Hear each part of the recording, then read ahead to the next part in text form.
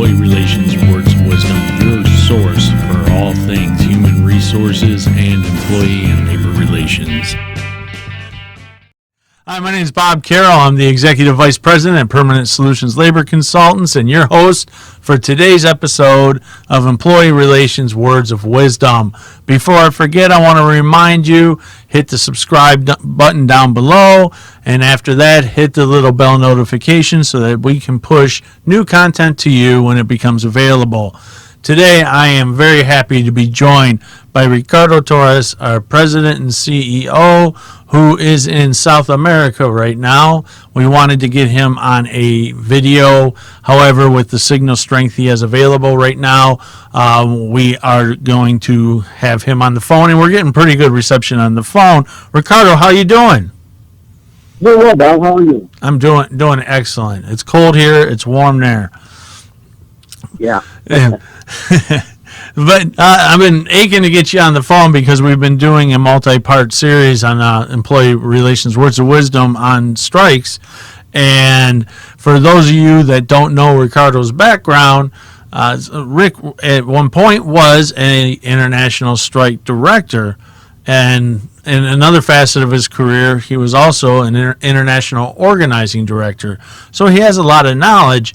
And one of the reasons I wanted to bring Ricardo onto this podcast is when GM and the UAW first went on strike, he made a call that it would be about a 30-day strike, and there would be ulterior motives behind the strike, that being an increase in organizing activity. And he pretty much nailed it. I mean, the strike vote from the international board was around the 30-day mark, but then you had to go through the votes from the individual locals. And Rick, I have to ask you, how did you get so accurate? And I know you had a lot of experience, but what in your gut made you say that? Well, Bob, it was evident that both sides had taken a hard stand going into these contract negotiations. The automaker, GM, had stated that they were going to close down 4 facilities. They were in the process of closing down 4 facilities. And the UAW had stated that they wanted to make the demands were to keep those 4 facilities open. And to, at one point they said eliminate all the imports from Mexico, which was never going to happen. Well, both sides had taken a hard stand, so we knew they were both going in and it was going to be, complicated contract negotiations. GM is making the transferring from gas-powered automotive to electric, and so there was a lot at stake for both sides. So I knew it was going to be a harder contract negotiation, and both sides wanted to make a stand.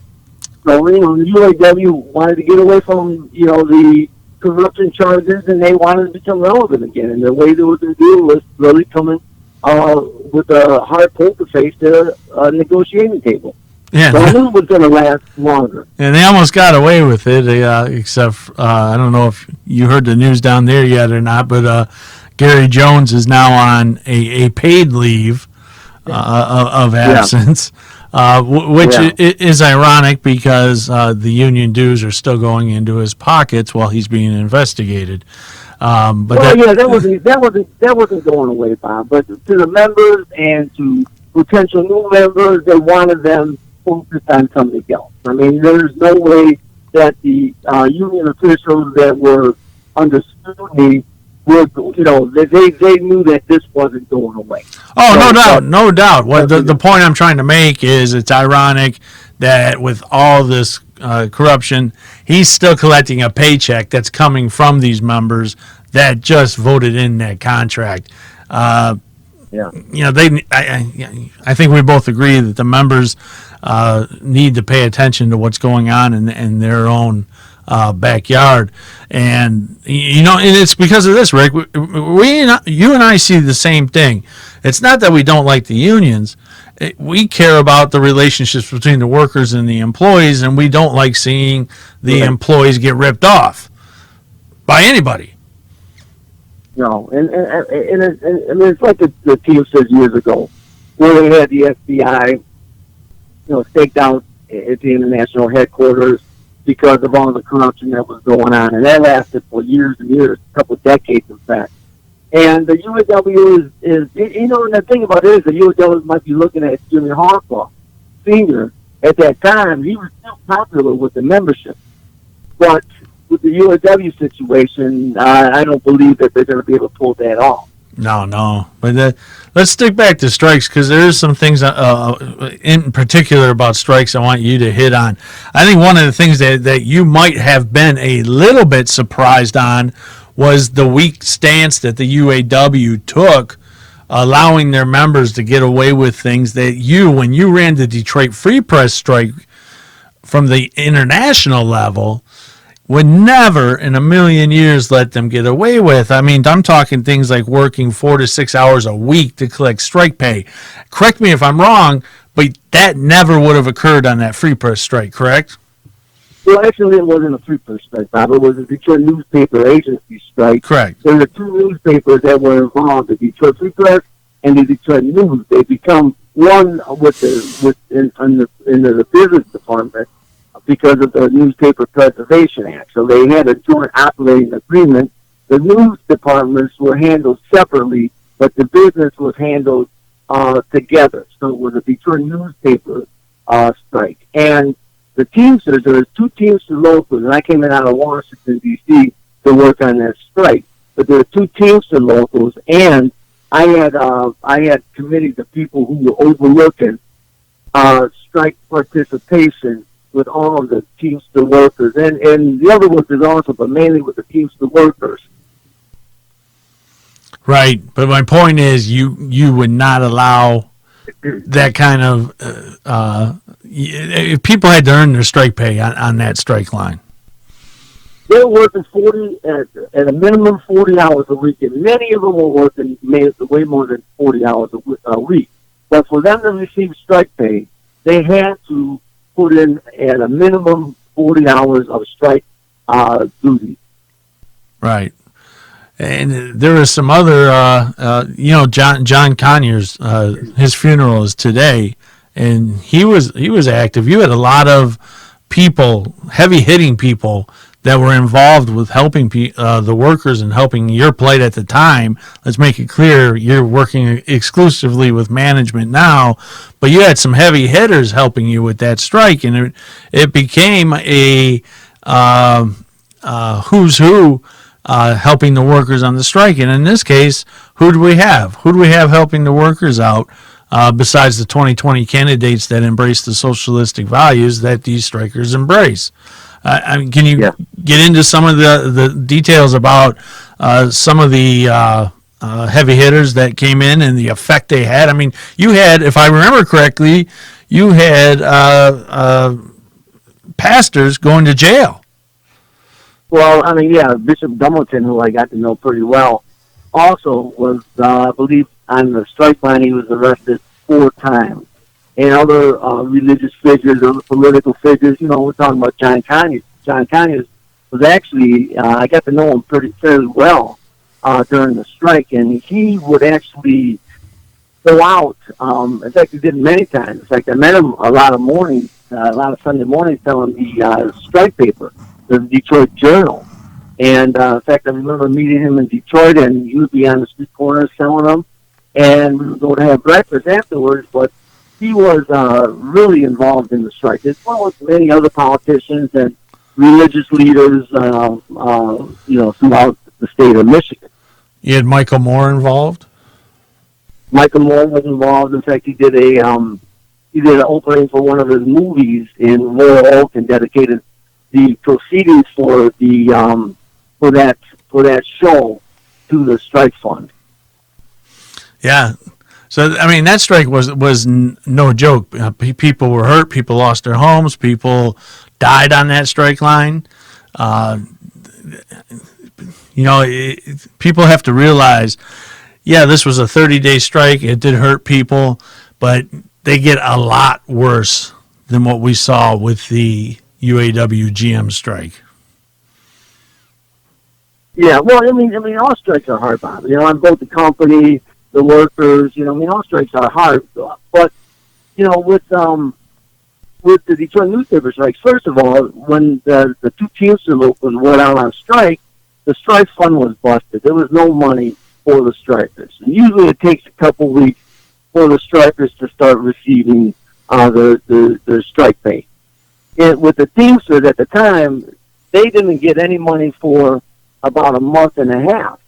And at that point, the Teamsters borrowed money from the AFL-CIO. And they started getting $55 a week about a month and a half later. And it took almost 2 months, or maybe a little bit more than 2 months, for them to start getting the money from the strike fund, which was $150 a week. But out of that money, they had to pay dues. The International Constitution said that all strikers had to be, members in good faith. So members in good faith meaning that the strike dues were paid off.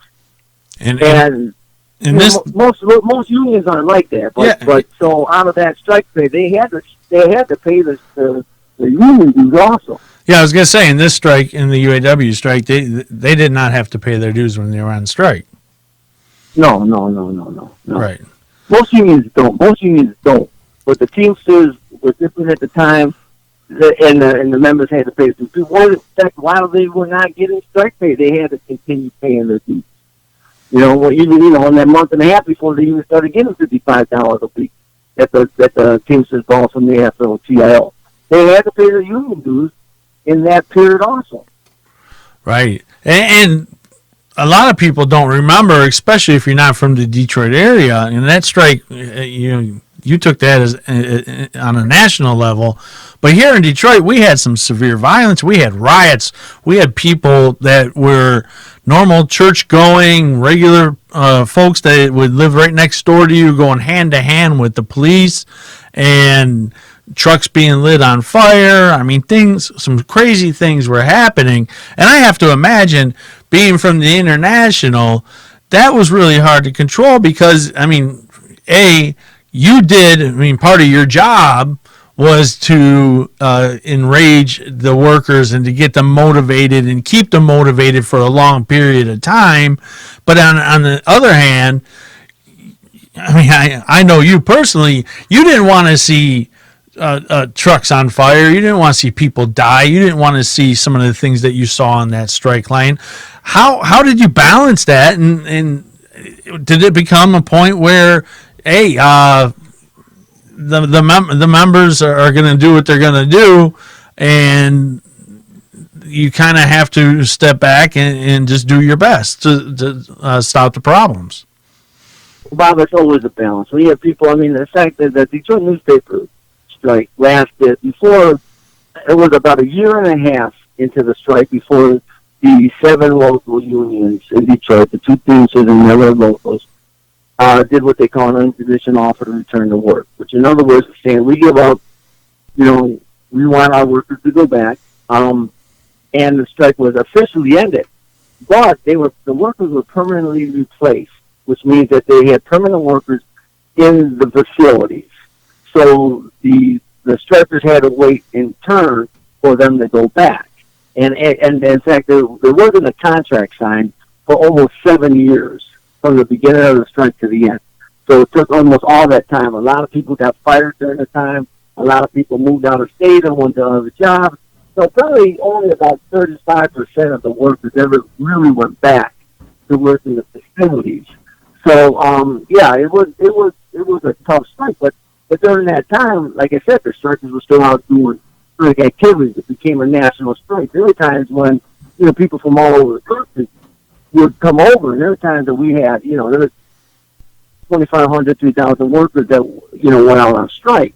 There were times when there were 3,000, 4,000, 5,000 people who were on the strike line, and as you stated, actually fighting hand to hand with the police and trying to close down the facilities so that the newspapers couldn't get out. In fact, there was a period of time when the newspaper agency was actually using helicopters to fly the newspapers out to different local distribution centers so they could get out, get in the trucks and get out to make the delivery. So it became very, very expensive. And the thing about it is, Bob, is that it became a truly us against them mentality. In fact, for us to keep workers on our strike, for a long period of time, it's got to be, you have to make it an us against them, situation. I mean, it truly became that.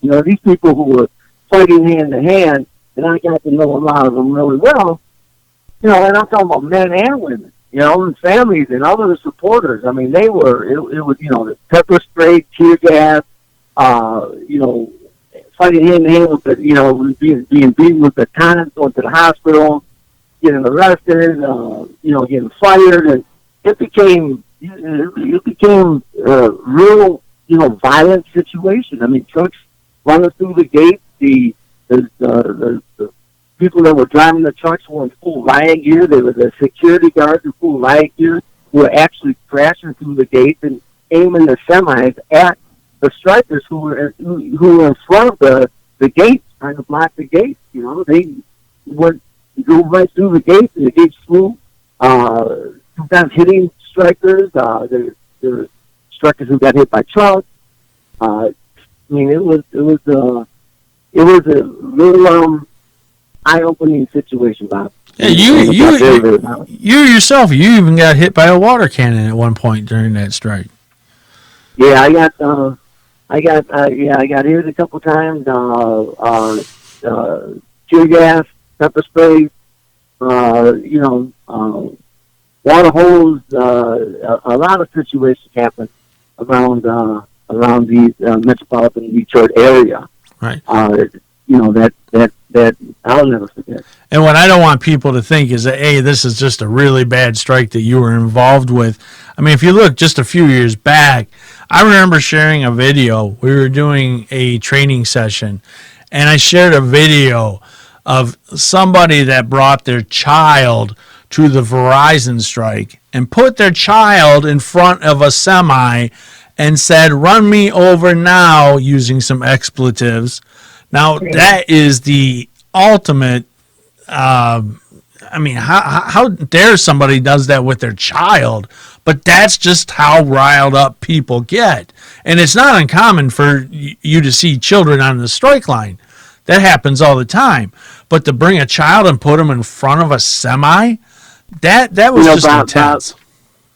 Bob, let me tell you something, is when emotions are that, I mean, it truly becomes, the company is the enemy attitude. And once again, as a strike director, you have to promote that. But the emotions get out of control. So now people see that they're losing their homes, they're losing their house, the cars, they're not making any money. Their whole future is on the line, Bob. Emotions get really heated. I mean, and it becomes a hatred, and people, bringing kids and families to the strike line is common.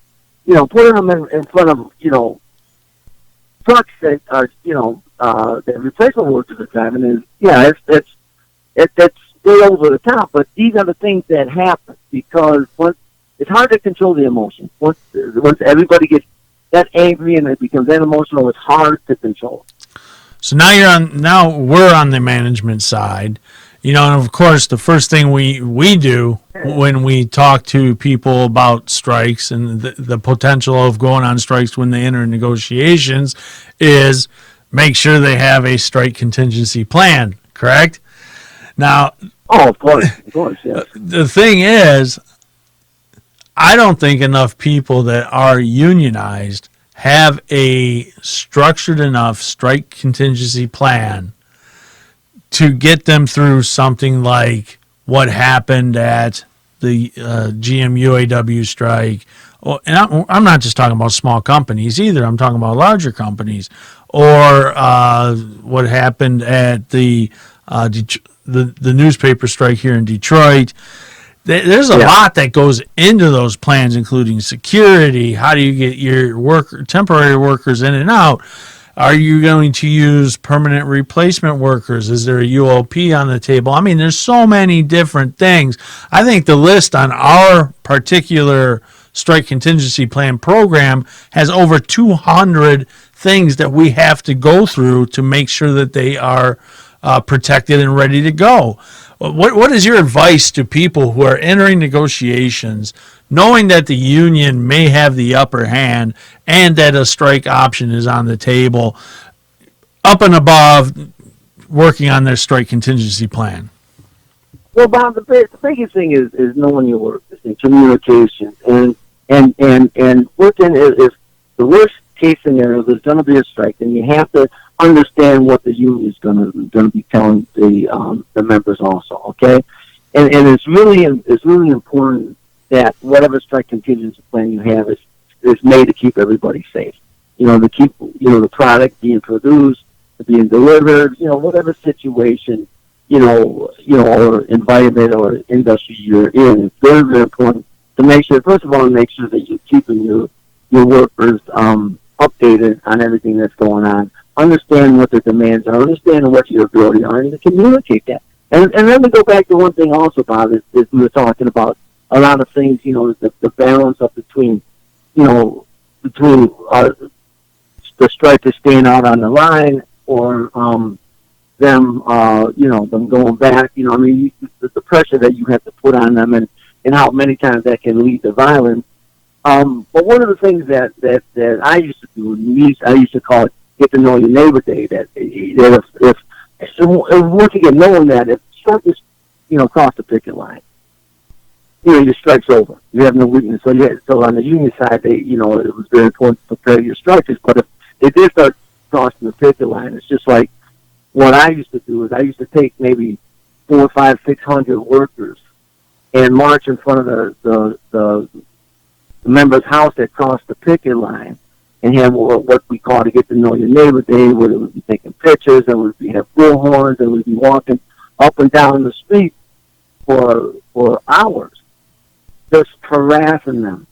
And the neighbors would come out, they would come out, or, it would get really heated, and the police would be there. The police would always be there, as long as we were moving up and down, we were doing everything legally, but we were embarrassing the heck out of the striker who had crossed the picket line. And I've never had a striker who came out and shook my hand and say, hey, thanks for, showing me the error of my ways, and I'm going to go back and be a good union brother or sister. And a lot of times they came out to try to attack us, and guess what? The police were there. They'd be arrested. They'd never get away with it. But my goal doing that was to get all the other strikers who were doing their picket line duty or strike activities, their duties for that week, to think of one thing: I hope the son of a gun doesn't do that to me, and know that there's going to be a price to pay, and it's going to be a very public price to pay also. So that was some of the things that we did to keep people in line. Our goal was that we had to keep our foot on the neck of management, but also on our own members, because we had to control them. But once again, that balance was hard. But in strike contingency plans for management, for companies, it had to be something that's evolving all the time. Not just, hey, we have we have a week left to negotiate a contract. And we might go on strike, so we better, get a strike contingency plan going and figure out what we're going to do in case the union pulls its members out on strike. It's something that has to be evolving all the time, Bob. It has to be evolving all the time. Oh, absolutely. Absolutely. And the other mistake we see is people wanting to take shortcuts to their contingency plan. There's no such thing as a shortcut. You got to be ready for all angles. Well, you can take shortcuts, but you're gonna reap the problems that come with those shortcuts. Right, you get what you pay for. Yeah, absolutely. Right. Now, what another interesting thing is, I believe, and I don't know I haven't had a chance to talk to you, so this is the first time you're hearing it, but I do believe that the Ford workers are going to ratify this contract. Do you? Oh, without a doubt. I've been following the strike. Reading, on the internet every day and watching. And I have, channels here that I can watch in the channels back at home also. And I actually think that the Ford workers, I don't think that they were as prepared as the UAW wanted them to be, as much as the UAW wanted them to be prepared. And I think that, one of the things that really shouted out at me is listening to the UAW members out on the picket lines when the news media would come to them and talking about how hard they had it. How scared they were and how they weren't able to pay their dues, especially when the first paycheck came and went. And I think that was a big show of weakness on the union's part. But one of the things that we did when we had people on the strike line, we trained people, strike captains. We had strike captains on every line for every shift, and those captains were trained in how to talk to the media. And that if the media would always try to go to other people, because they always wanted the contract. So we would prevent that, and we would police ourselves as far as, people, going and talking about, hey, I can't pay my bills, I can't, that weakens the public stand. That weakens the union's position. So seeing that, it led me to understand the weakness from the union's position, because that was weakening the negotiators' hand. So I have no doubt that they're going to ratify the contract. What about FCA? And the reason I bring this up is they have way more temp workers. I've been reading many articles on it, and do you think FCA is going to go as smoothly as Ford? Yeah, I do, Bob. I do. Nobody wants to, pretty much it's good for auto company and it's bad for an auto company to be the first one. The good part is that they can customize the contract negotiations on their particular, infrastructure, business infrastructure. And the other two companies have to come in and try to match that. But I think that it's going to be an easy contract negotiation. Simply Ford was. Maybe not quite as easy as Ford, but I think they're going to come to a quick understanding also. Right. One thing we do know for sure, though, is they're not done organizing, and this is, wow. Ricardo, when you think about it, this is the perfect time for the unions to re-energize themselves. We have a pretty crazy election coming up with a cast of characters that align with the people that support the unions. And I said this before, and I don't remember if you were on the episode or not, but we have the millennials and the Generation Zs that, this is the new birth of the people that support the union philosophies, the socialistic philosophies. And I don't know who's going to get elected or not, but I know those philosophies are there. And I can tell you this from personal experience, because I do have a daughter that just graduated from college, and I have many friends that have children in college. And one of our complaints from our generation is that they are being indoctrinated from the educational institutions. So, and the unions have to know this. They have to know and understand that these people are coming out of college right and ready to be organized. And I can tell you, Go ahead, Bob. I was going to say, from what I know about you, back when you were with the union and working with the AFL-CIO and doing a lot of the planning for advanced organizing strategies, you were always years ahead of what was to come. And I can only imagine that they are still in that same mindset. Well, Bob, we're seeing a huge activism from all over the world, not just in the United States. And when I worked with, the internationals and the AFL, we always monitored what was happening. We always worked with the international federations from around the world. And a lot of people might be surprised that a lot of these activities that happen in countries where you wouldn't think that there was any union activity is being driven by, the international federations. And we work with them a lot. I was in Paris several times to watch the the closing of Paris, and to learn how they use their activism. You know, I mean, back when I was in Paris in the late '90s, and observed where they closed down Paris. In fact, you know, I mean, you could bring 100,000 people together in a couple hours. You know, where the government wouldn't know, what their actions were going to be or where they're going to meet. They had worker groups and they had phone groups and they had, a lot of ways where people could communicate. Now it's 1,000 times easier, and we're seeing a whole different with the younger people coming up, especially. We're looking at so-called social injustice. We're looking at a lot of different things that are driving people to be more active. And unions, it's smart on their part. They're knee deep in those organizations.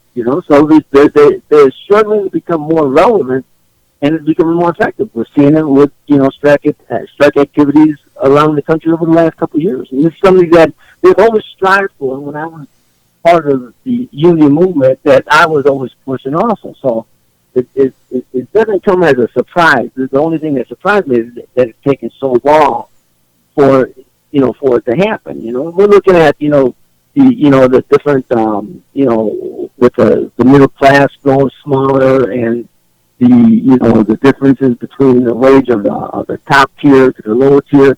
We're looking at a lot of things that are driving these things. And once again, as you stated, Bob, people are just becoming more active.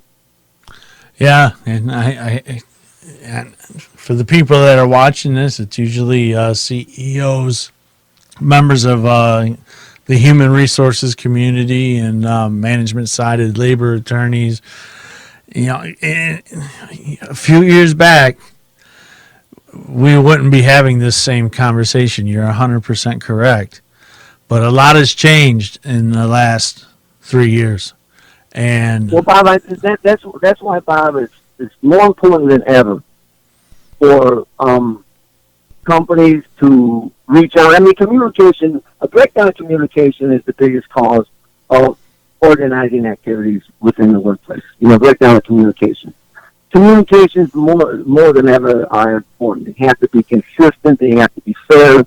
Workers have to feel that they're included, that they have a fair shake, and you have to deliver those things and make them part of the process. Without a union. And it doesn't take power away from management. It actually gives them. It makes it much easier.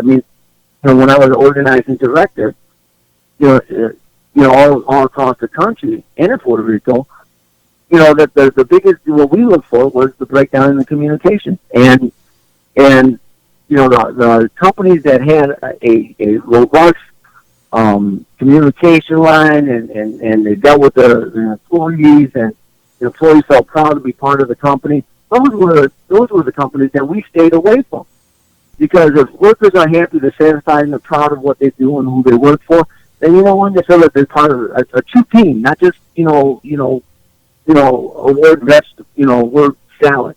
If they feel like they're truly part of the team, then those are the workers who are not going to say, "Hey, yeah, well, we want an outside organization to come in and speak for us." Oh, they can do it themselves. So, I still remember the first day I met you. I was working on a decertification and got to know you. And I remember one of the first things that you taught me was that you would never go after a target if they said the only thing that they were concerned about was money.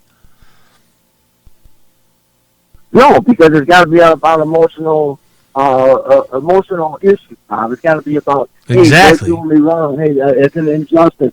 It's got to be about more than money. If it was just about money, the company can win that, fairly easy. It's got to be about, I feel, the workers saying that I feel that I am being disrespected. I feel that they don't care about, what I do for them. They don't treat me with respect. And those issues, those personal issues are the ones that drive people, to go and say, okay, yeah, we need someone to speak for us. We want to be part of a union. If it's just about money, no. That doesn't bring the emotional level up to the point to where workers are going to take, many times they're going to take the chance. Right. But it's about those emotional issues, those personal issues.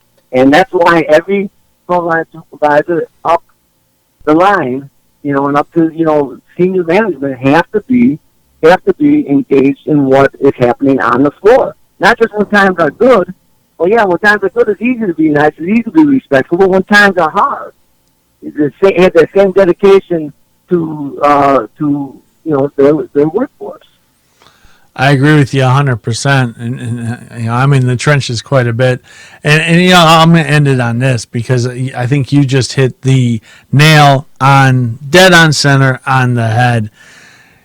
If you are not connected to your workers, if you do not know your workers, if you do not know what buttons to push to motivate your workers and make them proud when they leave work and proud of the work that they do, they become a target for a union.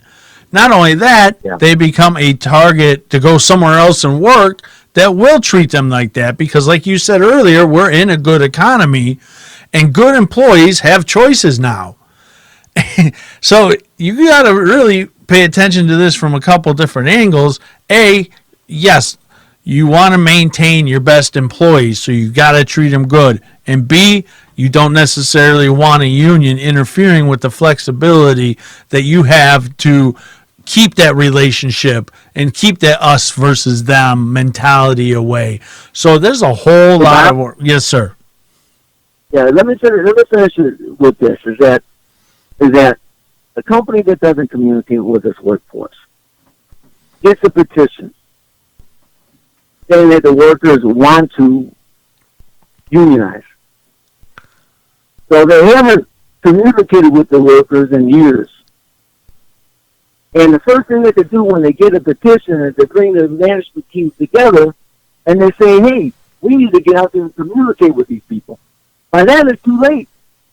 You have to do it all the time. It's got to be part of the corporate DNA as far as communicating with the people and know who the people are. That's the 101 basics for staying union free. You can't put it any better than that. I think that wraps it up right there. I think you put everything into one statement about staying union free. I'm very glad that we had a chance to talk about strikes, especially coming from you, because I don't think that there's anybody in this country that has been through as much as you on the strike line. Just some of the stories that we've shared are just incredible, and I wish we could do a whole episode just on some of the stories from the strike line. That would be a very long episode. We're already at 30 minutes, so I think it's time to call it quits.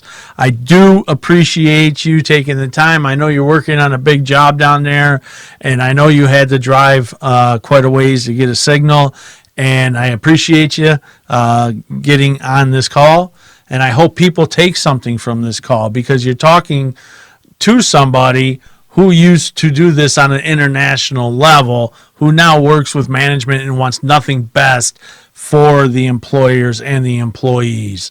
So, Ricardo, I do want to thank you for being on the call. Okay, Bob. Thank you very much, and you have a great day. Yes, and before I get off, I do want to remind people one more time, hit the subscribe button, hit the bell notification, and we will see you next time on Employee Relations Words of Wisdom.